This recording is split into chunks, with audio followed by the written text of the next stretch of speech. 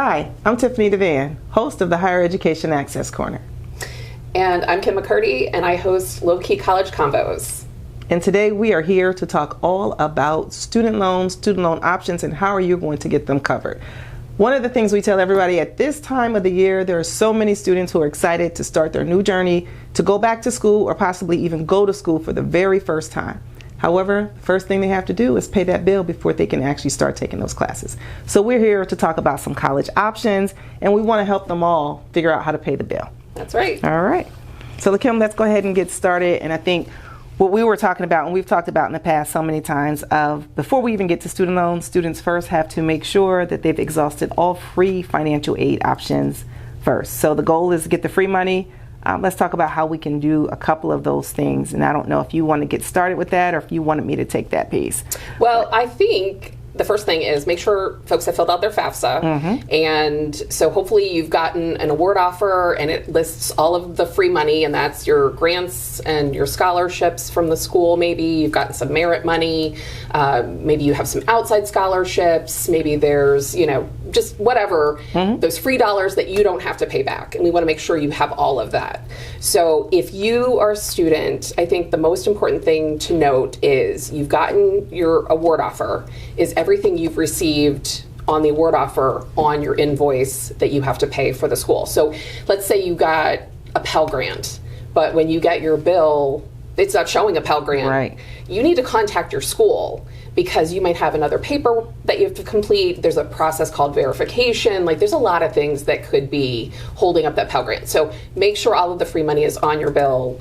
Can't stress that enough. Right. And I think we need to even specify who are they contacting at the school. We always want to make sure they're reaching out to their financial aid office. So it's the aid office that's usually going to send the award letter or the notification, student aid notification letter, right, letting them know what they're going to get. Most of them are going to do it online. Some of them may not, but reach out to the school's financial aid office. Like you said, if you're expecting to see it and you don't see it, reach out to them. If you were expecting a different award amount and that's not the amount that you see coming up, right, always double check with that. And then ultimately, like you said, there's a verification process. Maybe they're not sending out the information to you yet because they're still waiting on information from you. Right. And for those who don't know what a verification process is, I kind of equate it to like an audit from the IRS, That's but right, for financial aid terms. Right. In other words, they just need to do some verification of your paperwork. Once you do that, they verify who you are, what it is, what's going on. They'll let you know what you need. Then they can move forward. But if you don't give them what they need, you're not going to get the free aid that could possibly help you minimize student loan debt or even make sure that you're going to get to the right school. Right. And you're on a time crunch here. Mm-hmm. The bills are probably due soon. Right. So you want to get that done quickly. The other thing I want to mention is students should apply for federal student loans first before they're borrowing alternative loans or institutional loans or other things. So when you get your invoice, your loans should be listed on there as well. So can you talk about why they might not be listed? Sure. So a couple things I always say for students, even before we're talking about the student loan process, they're exhausting the free financial aids, but even if work study, let's talk work study too, that could be another thing that's going to minimize that student loan debt. And then once we do that, we're going to look at different student loan options. One of the things a student must do is they may see it on their financial aid notification letter, a direct student loan, but they must go to studentaid.gov. They must complete a master promissory note. And the master promissory note is key because that's pretty much the student loan application. In addition to that, there's an entrance counseling that needs to be done. And that entrance counseling, I think, is excellent because it helps students make sure that they're aware of all of their rights and their responsibilities before they borrow any money. And that's really key because financial literacy is a big thing. Student loan debt continues to increase. We're at almost $1.9 trillion in student loan debt, and it's not going away. So we want students to really know what they're getting themselves into before they borrow any money. Right. But now once they've done that, they've completed the master promissory note, they've done the entrance counseling. Generally, schools will then allow the student to follow through with that process for those federal direct student loans that are out there. Right. And there's a limited amount that they can borrow. Generally speaking, freshmen can get no more than $5,500. A portion of that it could be subsidized, and we've talked about this on both of our podcasts in the past. Right. For that, but they want to also keep in mind that starting July 1st, for some borrowers, those award amounts can look different. Part-time students may not be eligible for quite as much as they had before. So I think reading through the master promissory note, understanding the entrance counseling will really tell them more about student loans.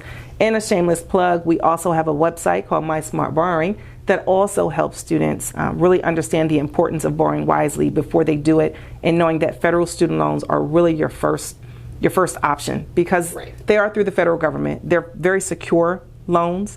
A student needs hopes and dreams is what I always say. You don't need your parent's signature to get a federal direct student loan, subsidized or unsubsidized. For a student, you have to be going to school, you have to have completed that FAFSA application and be eligible with some other things, but it doesn't require a cosigner, it doesn't require parents' information on there. And schools have payment plans, so we want to make sure that folks are aware of that. If you didn't see the information in a packet or online at your institution, check with your financial aid office. There might be a small fee to enroll, but you can spread payments out. So if you have expendable income every month, even if it's just $200 a month, you could pay $200 for 10 months. That's $2,000 that you don't have to borrow. So they should definitely take a look at that. I think, and one thing I will say is, I love that idea. For some families, they look at it and they say, well, I can't afford that. So if it's not an affordable option, that's right. Understood. But I think for that family that can, and you can break those payments up, it really saves you from having to borrow and going into debt. Or borrow as much. Or borrow as much, to my point, like you owe, maybe it would be $500 a month, but you don't have that, but you have enough that you could pay a partial payment. So, but when we talked about rule of thumb, don't borrow more for your undergraduate education than you're going to make your first year coming out of college. So we always talk about that. And when students are borrowing their direct student loans, I'm old, I talk about Stafford. So I had a Stafford myself, it's okay. That's right.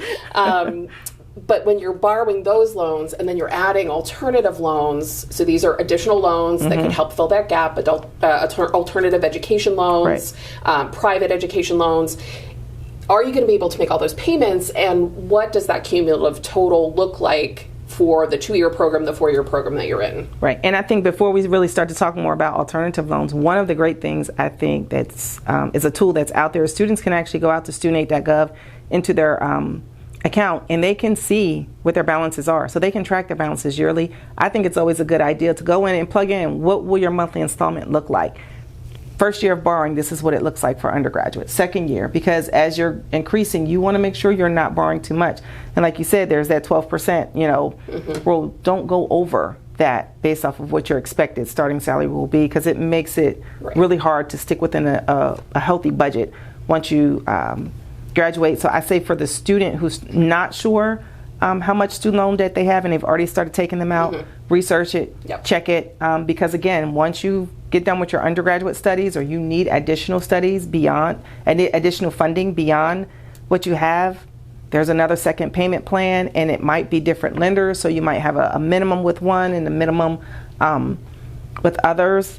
You might only have a small amount of income that is out there. But so for that student who does still have a balance that's out there, that's outstanding, and they just need more money, whether it's an undergraduate program or a different type of program, what are some suggestions you have for them? So we happen to have 2 loans here at PHEAA that students can borrow or parents can borrow. We offer a PA Forward student loan, which is for Pennsylvania residents that are attending school anywhere in the country. And then we also offer something called the Keystone student loan program, and that is for students who are residents of Ohio, West Virginia, New York, New Jersey, Delaware, Maryland, and Virginia. And so those students, if they're coming to PA, they're still going to borrow PA Forward. But if they're going anywhere else in the country, they're going to borrow Keystone student loans. We got it. Yes. So, and you might ask, why would I borrow from PHEAA? And so there are a lot of reasons. Well, let me ask. Why would somebody borrow from PHEAA? So we are a nonprofit. We can't make a lot of money on these loans. And so we offer no fees, very low rates. We're very competitive in the market. So our average interest rates are about 6 to 7%. And we know that some of our competitors are much higher than that. We're kind of capped at around 12. And some of our competitors go up to 18%. So definitely want families to consider us if you're looking at alternative loan products, because we have a good deal for you, for sure. And so I know in talking to students and families a lot of times, one of the big questions I always get is, how do I know which product to go with? How do I compare? So what are some options when someone's looking for a student loan? What should they look at? Because I always say shop around, find the best option for you as a family. Some may say, well, I want to take out a Parent Plus loan, I want to help my kid, but I really don't want to be on the hook for it. Right. Or there's only a limited amount I can borrow. What are some of the different factors they should take into consideration when trying to do their own comparison? So I think interest rates is a good place to start. What is the lowest of the low? What is the highest of the high APRs?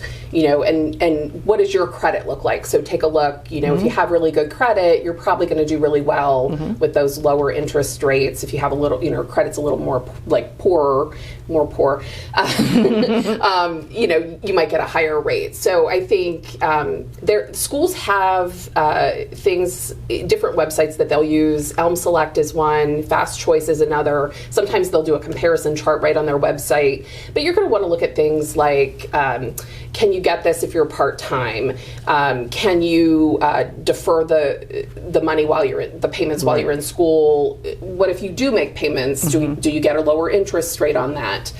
We already talked about fees. Most of the alternative loans, I think, don't really have fees at this point. But check that, check to make sure. Back-end benefits are important as well. So we offer a 0.25% interest rate reduction if you're going to do auto debit. We also offer a 0.5% interest rate just for graduating. So our student loans, you don't even have to do anything. We'll get a report from the National Student Clearinghouse, and we give you that benefit. And not everyone does that part. That's right. That's a good one as well. That's right. And Pennsylvania Commonwealth employees, they can get a rate reduction for participating with our loans. No prepayment penalty. We offer that you can actually pay 2 payments a month to help reduce your payments. Cosigner release is something that you might want to take a look at. So there's a variety of things that you want to shop for when you're doing this, but you can look at those comparison charts in some of those websites and just find something that works for your family. And I think that's what's key, finding what works for your family, because your needs may not be what my needs are. Right. And so for a student, for a family, whomever is going to be the one that is borrowing or even co-signing, they want to make sure that they're choosing the best product that fits their lifestyle, their budget, and also consider their future needs, because a lot of these loans, you're not paying back in one day, one year. Some of them are, they're going to extend beyond 5 years, maybe up to 10 or 15. So they do want to choose wisely for that. Another question I get from folks, when should they actually start to apply for these student loans? If classes are going to be taking place in the fall, bills are usually coming out right about now if they've not already. So when's a good time to actually apply? I mean, we're in peak season right now, so I think if you haven't applied for alternative loans and you're going to need them, I would definitely, get on that because it's not a hard process. It's about 48 hours if you have everything that we need in the application. So it's not a hard process to do, but you want to make sure that you give yourself enough time that if the bill is due, August 10th, that you have enough time to lead up to that. So I would say if you haven't done it and you need it for fall, do it now. In subsequent years, I always tell families start around June-ish. The credit's good for 180 days. So if you apply in June, the school will just process it when they're ready to process it, and you'll be fine. Okay. And I'm going to give my personal opinion. I actually think it's a solid product. Just from looking at all the different loans out there, having had student loans in the past, I personally think it's a solid product, but I want everyone else to do their own research. Absolutely. For that person who wanted to look for, where can they find information? So PHEAA.org is our website that you can find all things student loans. You'll find all of the information there. We have a variety of things out there. There are repayment calculators, there are brochures that you can look through to see what fits your needs. If you have multiple children, I always tell families, consider what you're borrowing for the first student. Are you going to co-sign? Are you actually going to take a parent loan? That's the other thing, like we have undergrad and grad loans, but we also offer a parent loan product. So if you're a parent and you want to borrow for your student, you don't want them to take on that debt, but you want to do it for them, you can certainly do that as well. So take a look at our website, and we do have account executives that are much like the Access Partners that work throughout our territory. So right now we have 3 of us. We're adding a 4th one in Ohio and West Virginia coming up very, very soon. And our phone numbers and emails are on our website. So we do want you to use us as a resource. Give us a call, send us an email, give us if it's the weekend, give us a little time to get back to you. Right. I have many conversations with families, and we talk through different scenarios and what might make more sense. Sometimes I get the question, like, if I have a 529 plan, should I use my 529 plan? Yep, that's a common question. And then borrow later, or should I borrow first and save my 529 plan? And in that case, you need to talk to your financial planner. Right. We can't make those decisions for you, but we can give you suggestions on who to talk to, right, and how you might proceed through the process. All good information. And also, you mentioned our website. If they're on their website, another thing, they can get access to our podcast. They can also, that's a shameless plug there, so they can get access to the podcast, but they can also, maybe they're forgetting some stuff. It's lots of webinars that we have. Right. I'm a higher education access partner, so under the PA school services side, we have everything from FAFSA, financial aid, and some other webinars. And you guys under the PA forward side and Keystone, you have some webinars that are out there. A lot of them, they can go back, just hear information again, sometimes for the first time. If they're still on the fence about going to school and they need some more information because they're saying, hey, I may need to delay it. I don't have the money this semester. How can we start over? All of the financial aid information about free publications, things like that. FAFSA, financial aid, it's all there, and it's available for our listeners that are out there.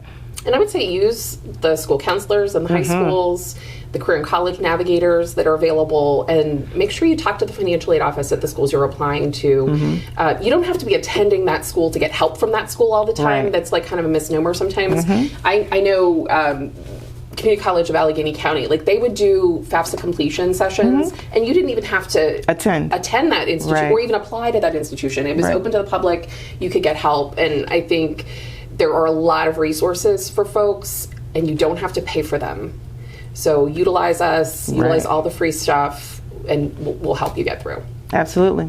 So I think we're wrapping it up pretty well. Anything that we didn't cover that you want to cover? No, I think we hit it all, actually. So appreciate the conversation. I do too. Nice collab that we've had here. Here from the Higher Education Access Corner. And Low Key College Combos. All right. We thank you all for joining us. And we'll see you soon.